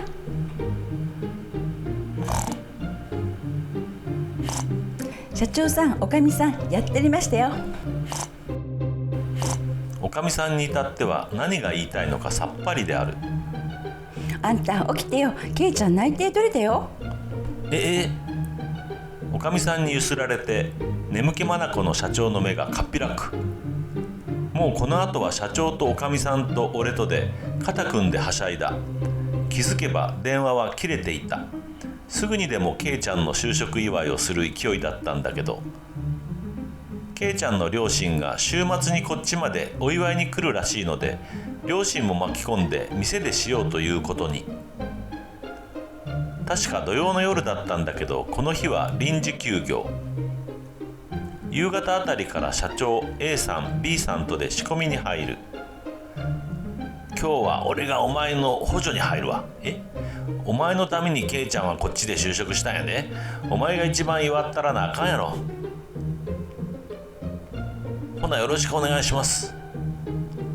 初めて社長の仕事を本格的にすることにある程度覚悟はしてたけど、飛び交う怒号、遅い、雑、見栄え悪い、3方向から攻め立てられ、半泣きになりながらも無事解析完成。ケイちゃんとケイ両親の待つ客席へ運んでいった。おおすごい、今日は娘のためにありがとうございます。ケイ父が目を輝かせながら料理を見る姿にこっちが嬉しくなった。それがあるから料理人をやってるんだなと改めて実感。いやいや、うちのドラ息子に付き合っていただいてるだけで今日は思う存分食べて飲んでいってください。ちなみに今日こいつが揚げ物煮物を担当してますんで、味は保証しません。いっちくんがすごいのね、ほんと。僭越ながら作らせていただきました。ほう、なんか本当に職人さんだ。ただただ美味しいと言って食べてくれるK家族。社長おかみさん A さん B さんとほくそ笑みあったよ。読んでて泣きそう。家族っていいね。社長良い人すぎる。心温まる。ある程度K家族が食べ始めたのを見て A さん B さんは帰るとのこと。今日はありがとうございました。なかなかものになってきたな。素直に B さんに褒められたのは初めてで、脱いで発狂しそうになった。 K を頼んだ。いや、あんた誰だよ。2人を見送ってから客席に戻ると、社長とおかみさんも飲んでいた。ほら、いっちくんも一緒に。いや今日は板前分な奴隷が。ジュースでもお酒でも好きなものを取っておいで。おかみさんの言葉に甘えてジュースを裏から持ってきて、みんなでワイワイやった。そういや、なんで事務職なん？それはですね、ケイちゃんが少し恥ずかしそうに話し出した。もしイッチさんが自分の店開いた時にデスクワークのできないお嫁さんじゃ恥ずかしいじゃないですか。俺も就職の希望先は知ってたけど、理由までは知らなかったから驚いた。おいどれ、お前いつの間に独立するつもりなんや。それは言葉のあやなんじゃ。この後つらかせ。なんで怒ってんだよこの人。まあまあ社長、申し訳ないです。こいつが独立できるほどの板前になるとは思えませんしね。ははは。そうですよ。どうしてそうなった？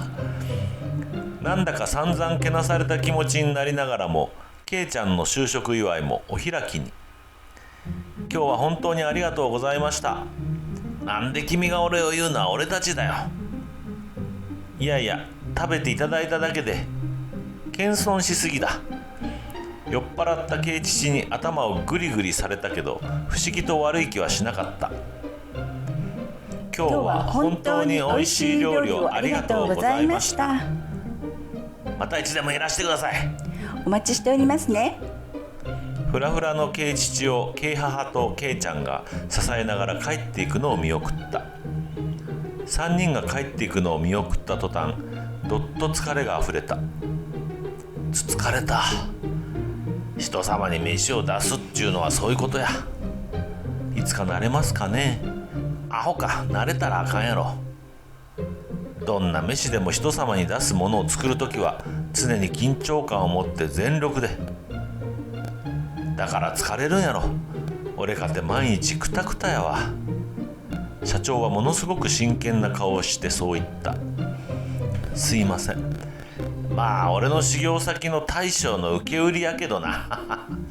じゃあいつか俺もそれを受け売りできるように頑張ります。無理やな。本当にこの人は。ケイちゃんは就職も決まっても次の年の3月までケイちゃんは働いてくれてた。それでも終わりはあっという間にやってきて、3月の頭にケイちゃんがついに店を辞めることに。看板娘と言われていたケイちゃんが店を辞めるとなれば、それは顔なじみのお客さんもたくさん来てくれて、3月なのに毎日のように多くのお客さんが来てくれていた。もう終わるんだよね。ある日の閉店作業をしている時にケイちゃんがふとつぶやいた。なんていうか今までお疲れ様。おかみさんにはいつでも帰っておいでって言われたけどね。なんかあの人らしいね。多分最後の日は泣いちゃう。遠くを見ながらそういうケイちゃんの目にはすでに涙が溜まっていた。ケイちゃんが店を辞めてからも遠くに行くわけでもないのに、俺もつられて感傷的になったりした。ついにやってきたケイちゃんの最後の日。やけに A さんと B さんがケイちゃんに話しかけているのが印象的だった。店の中自体でもいつもよりケイちゃんを呼ぶ声が多かった気がした。ちょっとええか。はい。店閉めたら。はい、分かってますよ。社長は閉店後のことを確認するように聞いてきた。あいつも大人になったよな。そうですか。多分今娘を見送る父親の気持ちや。そう寂しそうに言う社長。最近少し社長の背が小さく見えるような気がした19の春。その日の夜は特に忙しいこともなく、ケイちゃんの送別会をする時のご飯の支度も容易にできた。閉店作業も終わり、ご飯を並びきった時、整列。社長がそう言うとケイちゃんの前にみんなが一列に並んだ。もちろん俺も。ケイ、今まで4年間お疲れ様。これからは仕事頑張れな。だんだん嫁に似てくるお前見とったらほんまの娘みたいに思ったわ。またいつでも帰ってこいよ。社長がそう言った後にみんなでお疲れ様でしたと言った。もうケイちゃんはボロボロに泣いていて、慰めようとしてあたふたする A さんが印象的だった。そして奴隷からケイに話があるそうです。社長は少しにやついて俺に親指を立てた。ですね。もう何？泣き疲れたのか少ししんどそうなケイちゃん。雰囲気もへったくれもありゃしない。ケイちゃんは就職先の会社でしっかりデスクワークを学んできてください。うん。俺も一人前になれるように頑張るからさ。うん。それで2人とも一人前になれたその時は俺と結婚してください。すごく自然に言えたと我ながら思う。普段は恥ずかしくて言えないようなセリフでも決意があればそんなことないんだね。片やケイちゃんはテンパっておられた。ほらケイちゃん、ちゃんと答えてあげな。おかみさんがそう言うとケイちゃんは大きく深呼吸をした。ふとこの時 A さんからの視線を感じたことは気のせいだと思いたい。こんな私でよければよろしくお願いします。もうこの言葉を聞いた途端、急に足に力が入らなくなって崩れ落ちそうになった。ええな、若いな、こそばいいな。奴隷のくせにかっこつけよって。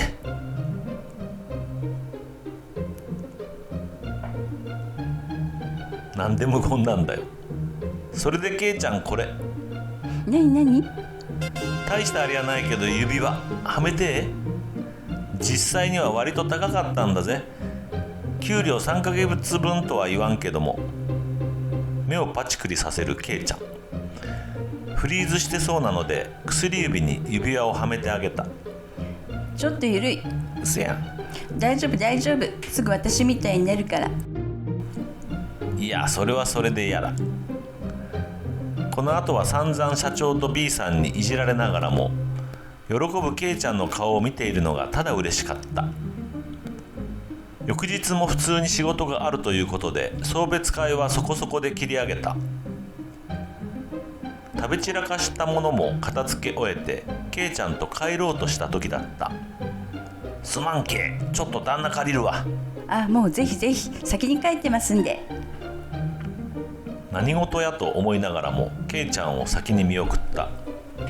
A さん B さんおかみさんもそれぞれ帰り、店内に2人だけになった時だった。話があるでしょうね。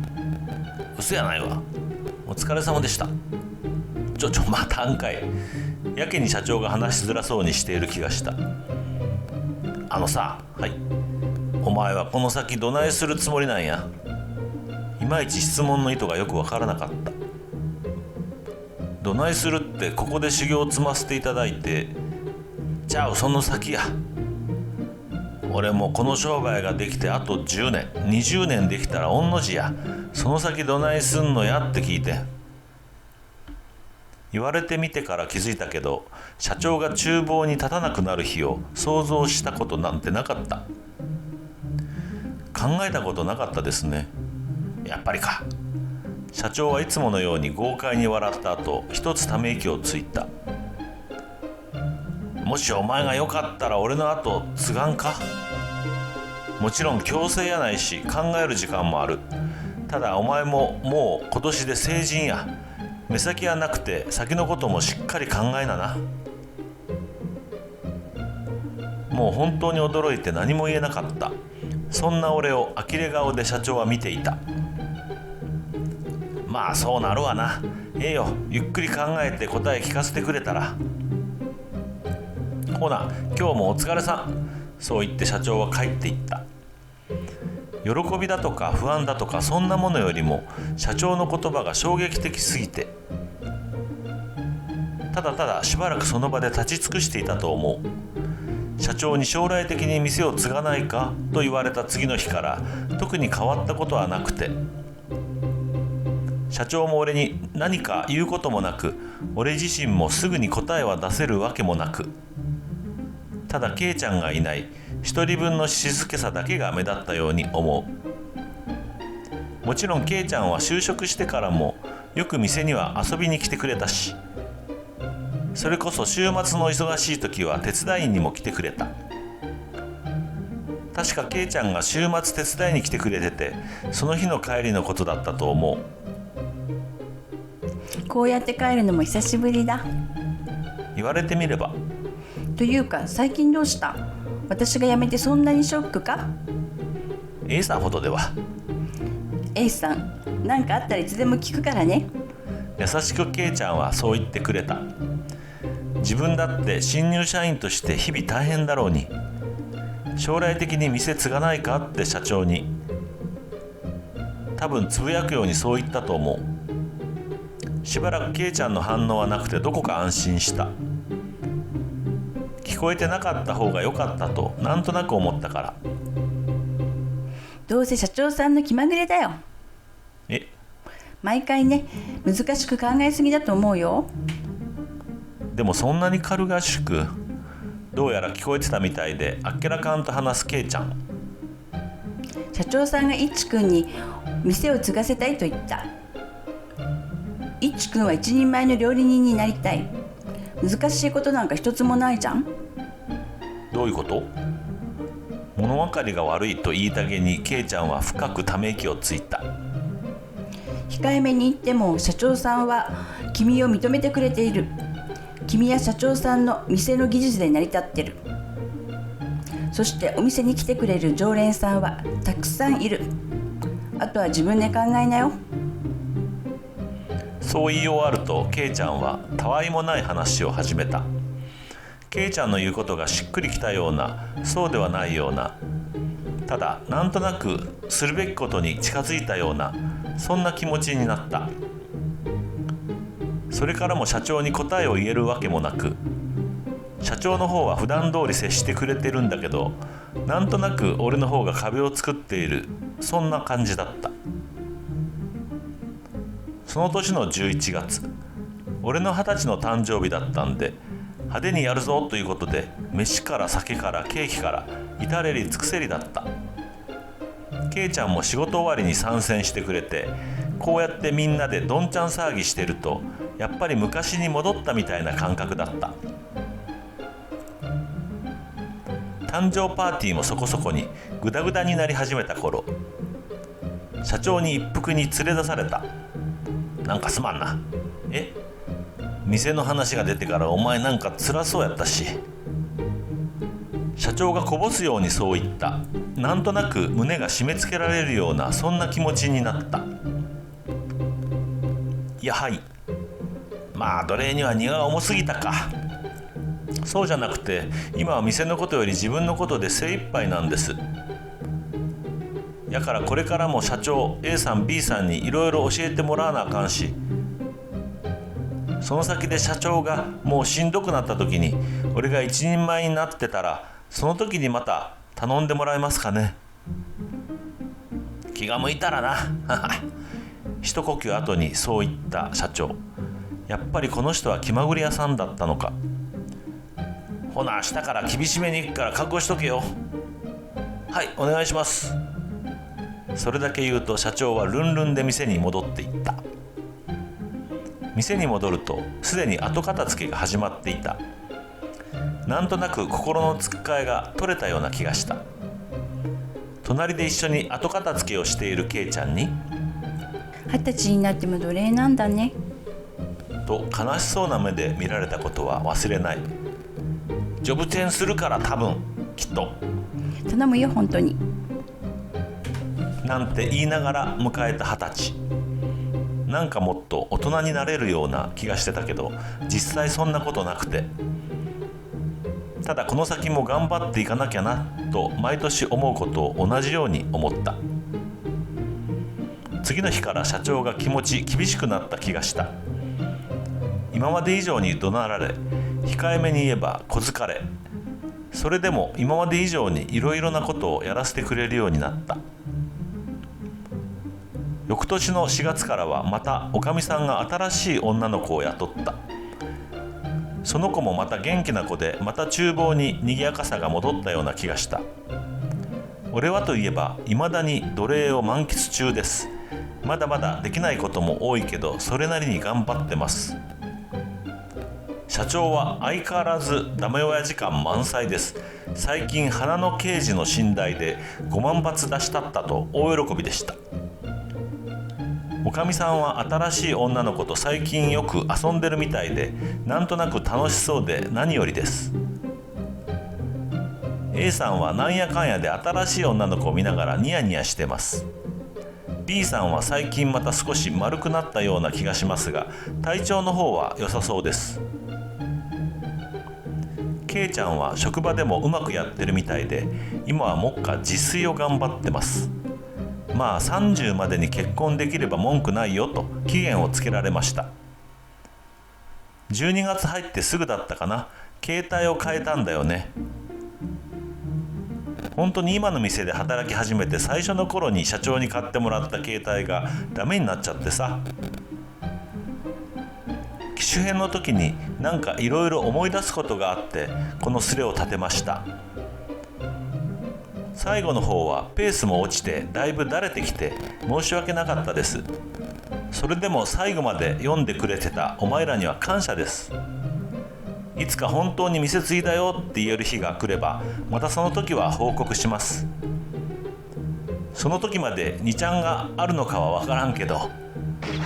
ではでは、しばらくの間付き合ってくれて本当にありがとう。終わってたの？奴隷オツ、楽しかったよ。ケイちゃんとも社長ともお幸せに、急に終わっちゃったう。お疲れ様、楽しかったよ。姉さん女房大切にしろよ。ともあれ楽しかったよ奴隷さん。店継いだ時はぜひともすれ立ててちょうだいな。終わっちゃったよ。楽しみが減ってしまったオズ。お疲れ様。ケイちゃんと幸せな家庭を築いてほしいな。息子持ちの BBA には、奴隷の母に対するけなげさが泣けたよ。一致オツ。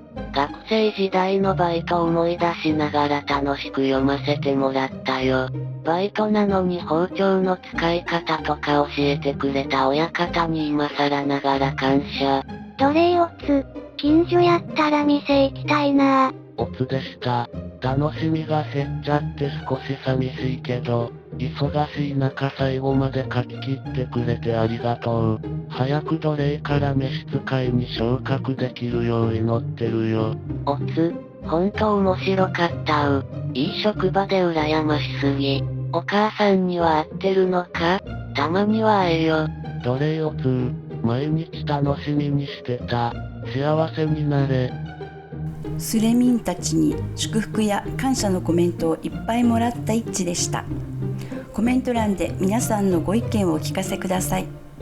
またこの動画の評価とチャンネル登録をぜひよろしくお願いします。ご視聴ありがとうございました。